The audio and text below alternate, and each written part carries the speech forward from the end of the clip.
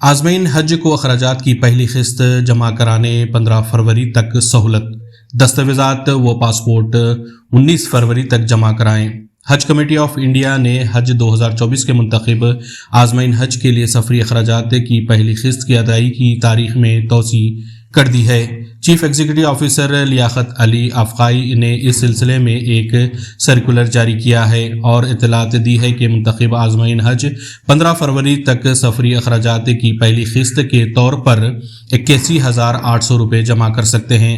ابتدائی سفر اخراجات کی پہلی قسط جمع کرانے کے لیے 9 فروری آخری تاریخ مقرر کی گئی تھی۔ مختلف ریاستوں کی حج کمیٹیوں کی جانب سے مسلسل نمائندگی پر تاریخ میں توسیع کی گئی ہے۔ عازمین حج پہلی قسط کی رقم حج کمیٹی آف انڈیا کے اکاؤنٹ میں آن لائن جمع کر سکتے ہیں۔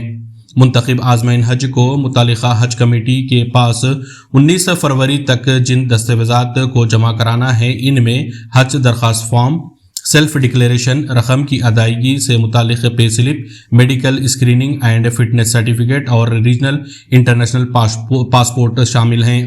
چیف ایگزیکٹو آفیسر نے واضح کیا کہ مقررہ تاریخ میں عدم ادائیگی کی صورت میں نشست منسوخ کر دی جائے گی اور اخراجات کی پہلی قسط کی ادائیگی کے لیے تاریخ میں مزید کوئی توسیع نہیں کی جائے گی۔ مفتی سلمان اظہری کے خلاف گجرات میں ایک اور مقدمہ درج۔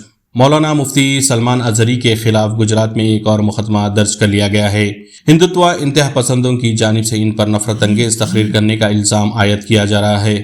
گجرات پولیس کے مطابق ممبئی میں مقیم اسلامی مبلغ مفتی سلمان اظہری پر جمعے کے روز اورلی ضلع کے موڈاسا میں مبینہ نفرت انگیز تقریر معاملے میں تیسرا مقدمہ درج کر لیا گیا ہے۔ سپرنٹینڈنٹ آف پولیس شفالی بردال نے کہا کہ مولانا مفتی سلمان اظہری نے 24 دسمبر کو موڈاسا میں اشتعال انگیز تقریر کی تھی۔ ناظرین، واضح رہے کہ گزشتہ 5 فروری کو ممبئی سے گجرات پولیس نے مولانا اظہری کو گرفتار کیا تھا، جبکہ ان پر جوناگڑھ گڑھ میں 31 جنوری کو مبینہ طور پر نفرت انگیز تقریر کرنے کا الزام تھا۔ قبل ازاں کچھ ہندو تنظیموں کی جانب سے تقریر کے ویڈیو کو وائرل کرتے ہوئے مولانا کو گرفتار کرنے کے لیے دباؤ ڈالا گیا تھا، جس کے بعد پولیس نے مقدمہ درج کر کے مولانا اظہری کو گرفتار کر لیا تھا۔ مولانا اظہری کی گرفتاری کے بعد کچھ میں بھی ایک مقدمہ درج کیا گیا تھا، تاہم اب گجرات کے موڈاسا میں مولانا کے خلاف تیسرا مقدمہ درج کر لیا گیا ہے۔ مولانا اظہری کو جوناگڑھ کی عدالت نے ضمانت دے دی تھی، تاہم اب وہ کچھ کی پولیس ریمانڈ میں ہیں۔ اب موڈاسا کا کہنا ہے کہ کچھ ایسٹ پولیس کا ریمانڈ ختم ہونے کے بعد موڈاسا پولیس کی جانب سے مولانا اظہری کو تحویل میں لے لیا جائے گا۔ گیان واپی مسجد معاملے پر مولانا توقیر رضا کا جیل بھرو احتجاج۔ ناظرین، بریلی میں سینکڑوں مسلمانوں نے خود کو گرفتاری کے لیے پیش کیا، علاقے میں کشیدگی۔ معروف سنی عالم دین مولانا توقیر رضا نے جمعے کی دن اتر پردیش کے بریلی میں اپنے سینکڑوں حامیوں کے ساتھ گیان واپی مسجد معاملے میں زبردست احتجاج کرتے ہوئے خود کو گرفتاری کے لیے پیش کر دیا۔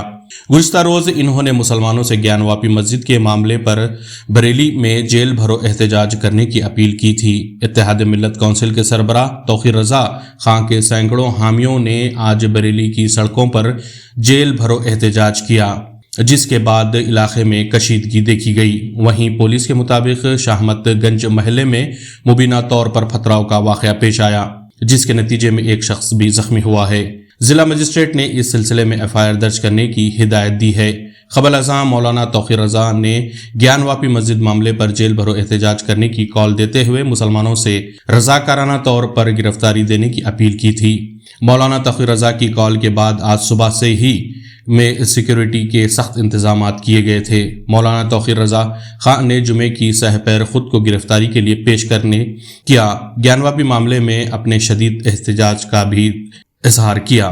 مولانا توقیر رضا دوپہر 1:30 بجے قیامگاہ سے مسجد اعلیٰ اسلامیہ میدان پہنچے۔ انہوں نے یہاں جمعے کی نماز ادا کی اور بطور احتجاج اپنی گرفتاری دے دی۔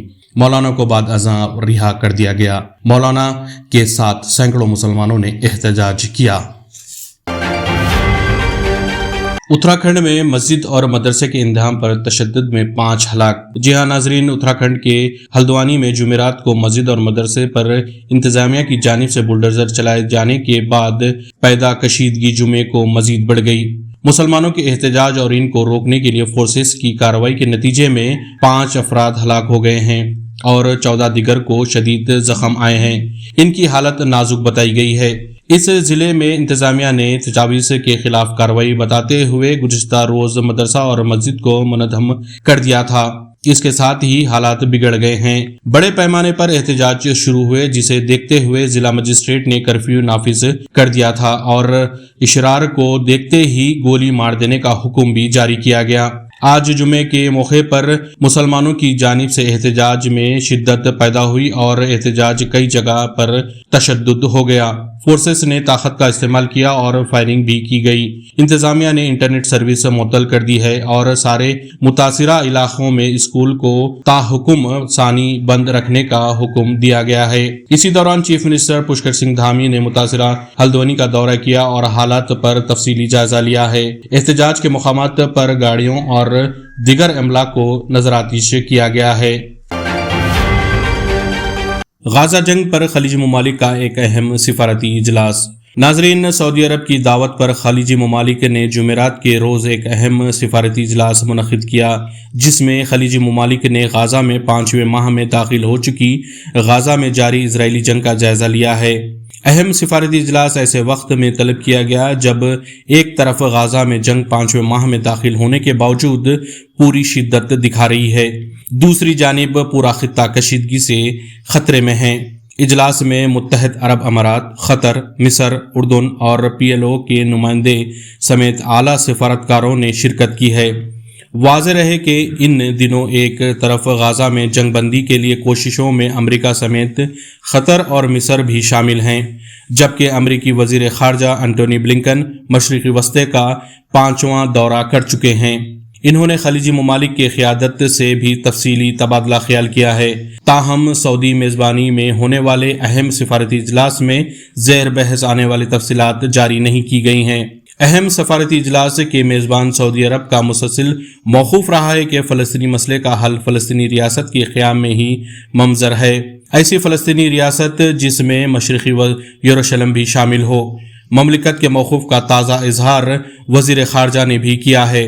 फ़लस्तीनी रियासत के क़याम के बग़ैर इजराइल के साथ सिफारती ताल्लुक़ात क़ायम नहीं किए जा सकते हैं। ये सऊदी अरब का मौक़ूफ़ है। 7 अक्टूबर से अब तक 28,000 के करीब फ़लस्तीनी सिर्फ गाजा में हलाक हो चुके हैं, जबकि बेघर फ़लस्तीनियों की तादाद 23 लाख हो चुकी है। गाजा में बच्चे पोल्ट्री फार्म में सोते हैं। गाजा में इजरायली बमबारी से बेघर होने वाले तकरीबन 2 मिलियन के करीब लोग खुले आसमान तले आ चुके हैं और शदीद सर्दी में इन्हें अपनी जान बचाने के लिए कोई माकूल जगह दस्तयाब नहीं है। सोशल मीडिया पर ऐसे फ़लस्तीनी ख़ानदान की तफसीलात सामने आई है जो बेघर होने के बाद एक पोल्ट्री फार्म में मुर्गियों के पिंजरों के अंदर रहने पर मजबूर हैं। जी हाँ नाजरीन, पोल्ट्री फार्म में मौजूद लोगों को देखा जा सकता है जो लंबी दीवारें वाली पोल्ट्री फार्म में रह रहे हैं। इजराइल की बमबारी की वजह से गाजा के 20 लाख बाशिंदे अपने घर बार छोड़कर सरहदी शहर राफा में महफूज पनाह की तलाश में हैं। 5 खानदान एक पोल्ट्री फार्म में मुंतकिल हो गए हैं जो इसकी ऊंची कंक्रीट की दीवार के दरमियान रह रहे हैं। इन्होंने बीड़ के पिंजरों को बिस्तर बनाने पे मजबूर हो गए हैं। ये जंग इस वक्त शुरू हुई थी जब हमास के जंगजुओं ने जनूबी इजराइल पर हमला किया, जिसमें 1200 अफराद हलाक हो गए थे। इसके जवाब में इजराइल ने खौफनाक जंग शुरू की जिसने गाजा पट्टी को तबाह कर दिया। 27,800 से ज़्यादा फ़लस्तीनियाँ अब तक इस जंग में जहाँ बहक हो चुके हैं। अगर आपने हमारे चैनल को अभी तक सब्सक्राइब नहीं किया है तो यहाँ पर रेड कलर का सब्सक्राइब बटन दिख रहा है, उसे क्लिक करें और हमारे चैनल को सब्सक्राइब कीजिए और साथ ही साथ बेल आइकन को भी क्लिक कीजिए जिससे आपको ताज़ा अपडेट मिलती रहे।